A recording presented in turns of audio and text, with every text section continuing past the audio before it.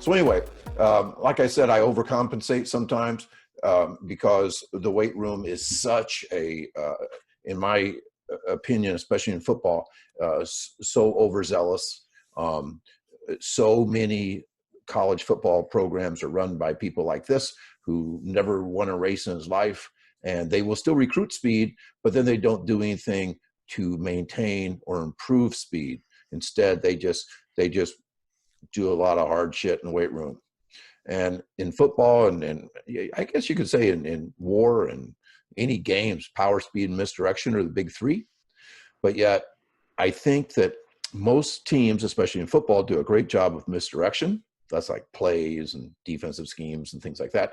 And they do a great job with power. You know, that's the weight room. But then they like speed, but they don't know what to do with it.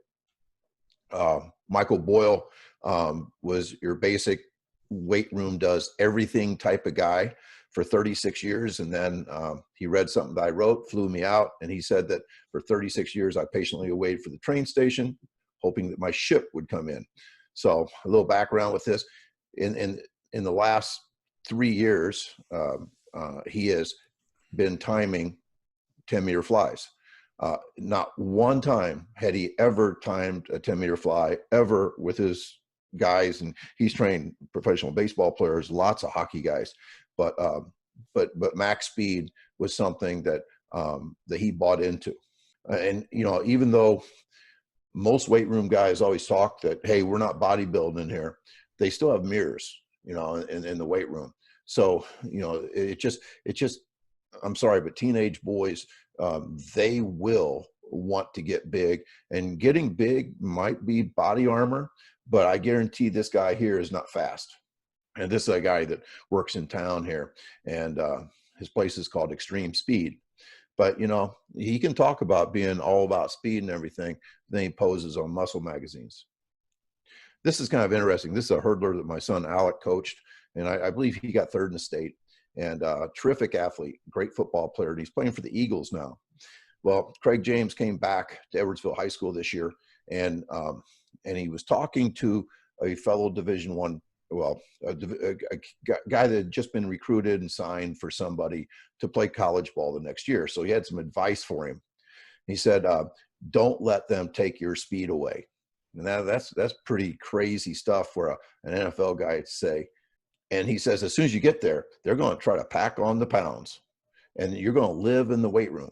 And he played college ball a couple years at Minnesota, then a couple years at SIU. He said, my biggest mistake was living in the weight room and not sprinting. He's saying that as a college football player, he did not sprint, which is, I know it's true, but it's just bizarre. And then for an NFL defensive back to say, I've never been as fast as I was in high school is beyond. I mean, this happens everywhere. Chris can tell the story of a kid that he's trained that was a Big Ten football player who ran like a 4.7 in the 40, and he basically was just like Craig James. They never trained speed. You know, the myth is somehow that if we can get you stronger, we're going to get you faster. Now, we're never going to time you, but we're going to get you faster. So then they start talking about, you know, trust the process and all that stuff.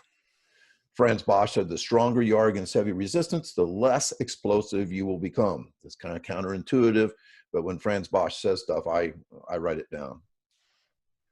I won't show that, but I did want to mention that Marcellus Moore at the age of 15 became the fastest guy in the history of the state of Illinois. No one ever faster.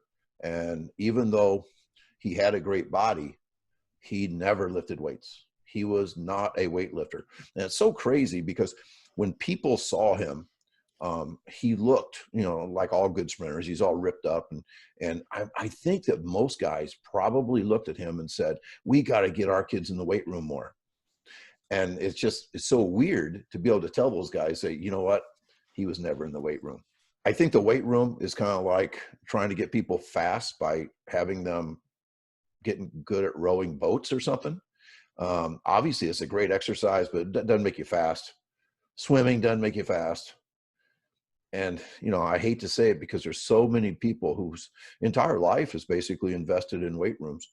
And And the good news is this, that even though lifting weights won't make you fast, you can still lift weights. You really can, if you'll do all the other things right. This is one thing, a disclaimer, I'm not anti-strength and I'm not anti-weight room. I just think it's overblown. I have to overcompensate sometimes.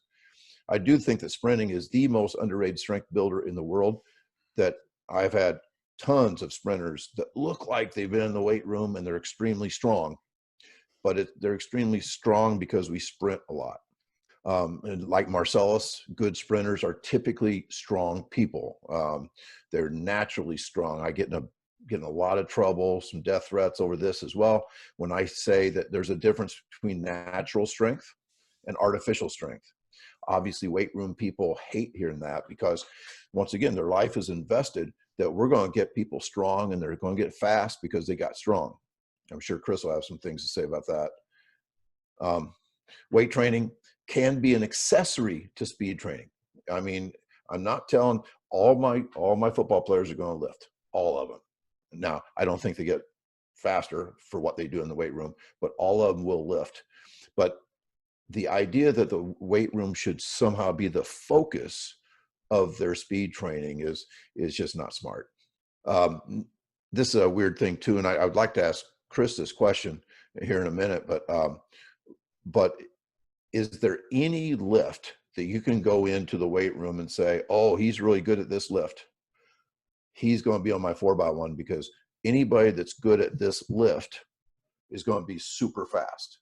Now, I say there's none. I say there's things that you can do, like if you can dunk a ball with two hands, and you know, you're going to be on my 4x1. If you can bound like like further than anybody else in the room, you're probably faster than hell. But if you're good at bench pressing or squatting or cleaning or something like that, none of those things will be a KPI of speed. So I'm anxious to hear if there's anything Chris would like to add or question. Or yeah, I'm going to go back. There are a couple of things I wanted, just some things to think about. There's positive and a negative for every exercise. Whether it's a squat, which you see people's bodies collapse underneath the weight, or even a fly 10 can have a negative. You're at the edge of the envelope and you create a neural uncertainty, and sometimes, and I've seen this happen, that after people hit a big PR in a fly 10, something happens. It either takes a lot of time to recover from that, or they get hurt. So again, you have to look at the positive and negative for every exercise. And I just want to be balanced by saying that, yes, sprinting, you can get hurt in sprinting. I think everyone knows that. But the biggest problems I see in the weight room is there's a lot of errors.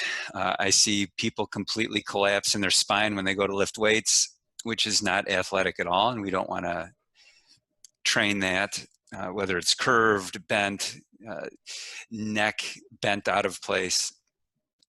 People don't use their pivots properly. They'll, like using their spine, they'll extend with their spine and not drive with their hips. And lifting lower body stuff, they lose that shin-spine relationship, which is a key to driving, whether you're driving horizontally or vertically.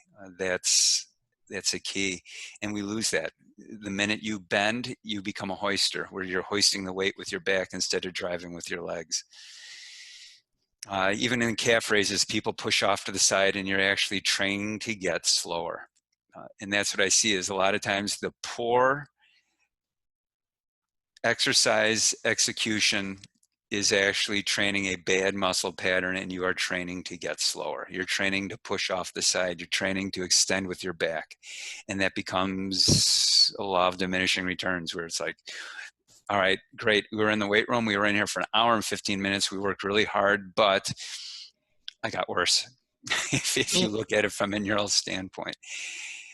And that's kind of my next thing is there a law of diminishing returns? At what point does too much mass hinder my projected outcome? At the last TFC in Chicago, there was a great presenter from University of Minnesota who invented the DEXA scan. And he spent a considerable amount of time talking about he can track, or now the NFL teams pay him a lot of money to track where mass is in different bodies.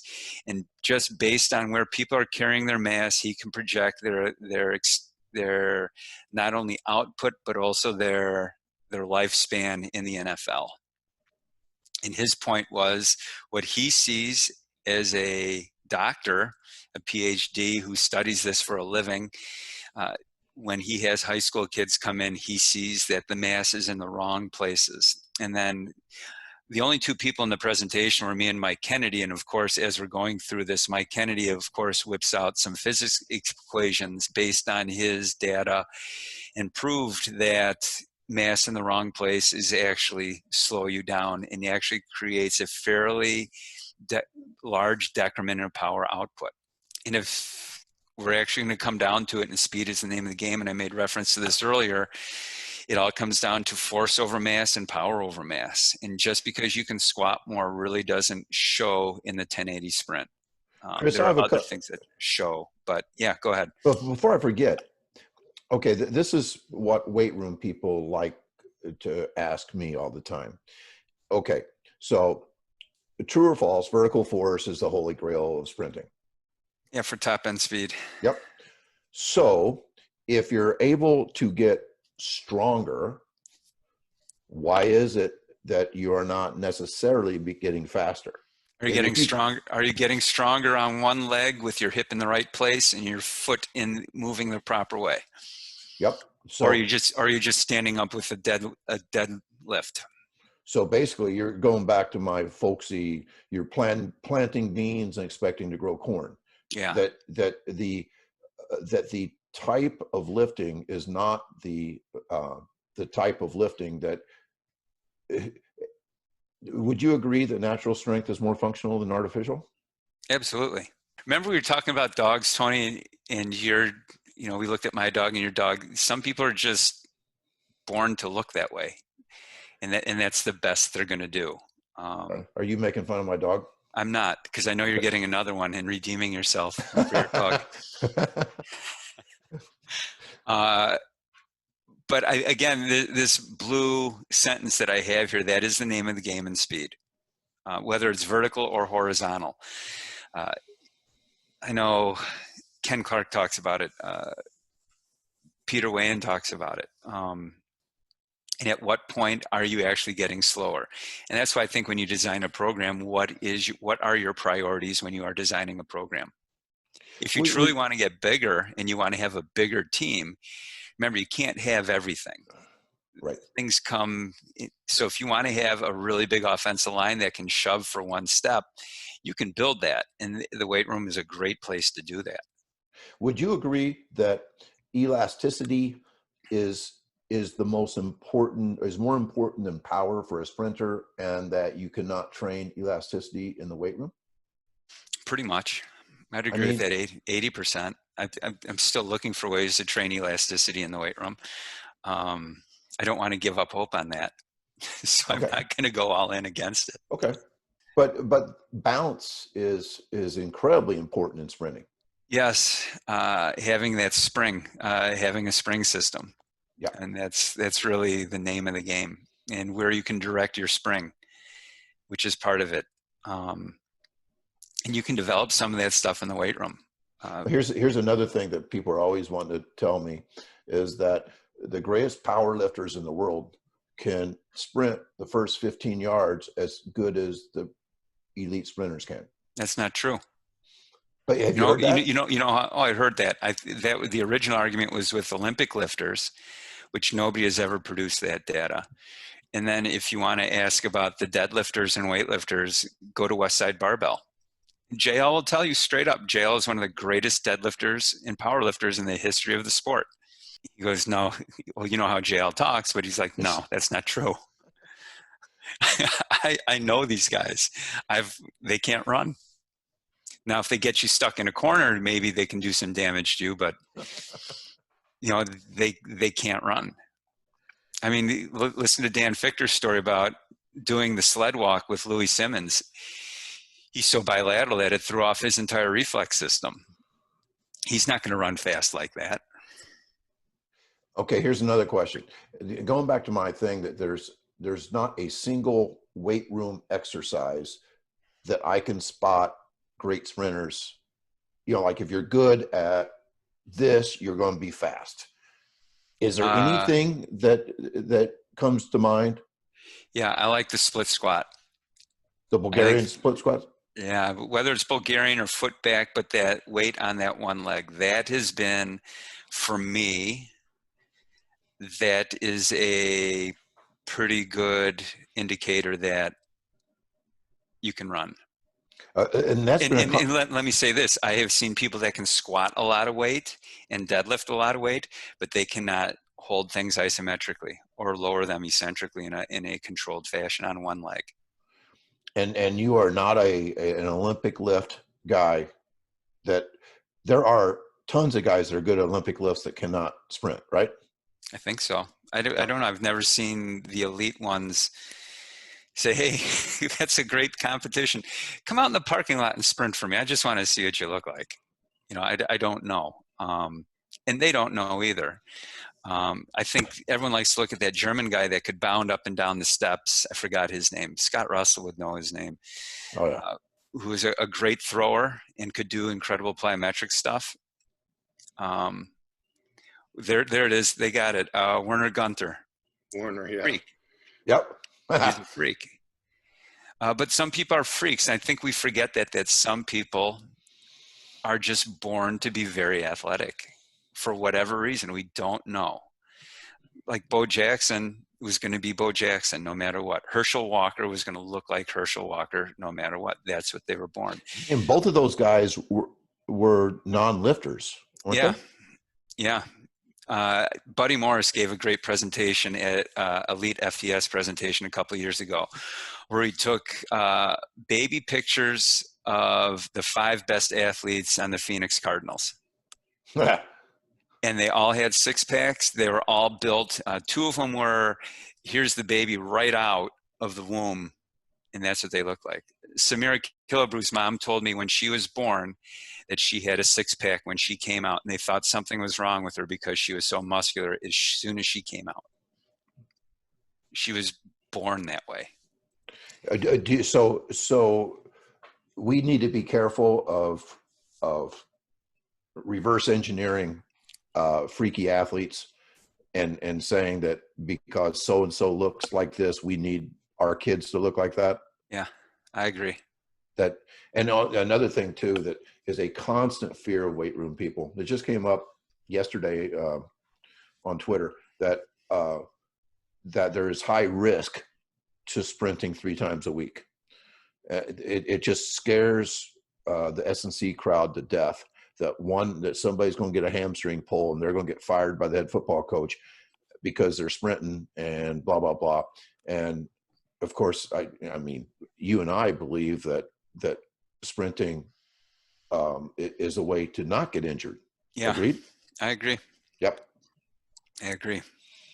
But you know, like football coaches say, I want to see him on the hoof, and that's what we're into. We want to look like that athlete.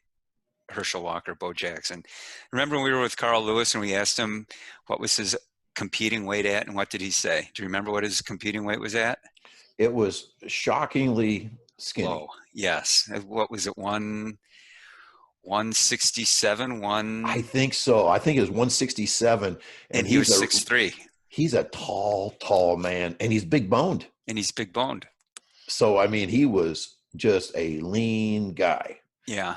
And that's how they look on TV, and that's the way we want to look. I mean, Marcellus looks jacked, but Marcellus weighed 140 pounds. Yeah, 149 pounds. Yeah. And it's funny, not only did he look jacked, but he looked like he was about 5'9" when he ran, and he's only 5'6". Yeah. I mean, it's bizarre stuff. So, yeah, I don't think that we should see Ben Johnson and say we need to lift more weights because that wasn't what Carl did. No, I mean, and Ben Johnson was Ben Johnson, and maybe that's how he got faster, and that's what his body adapted to. Yep.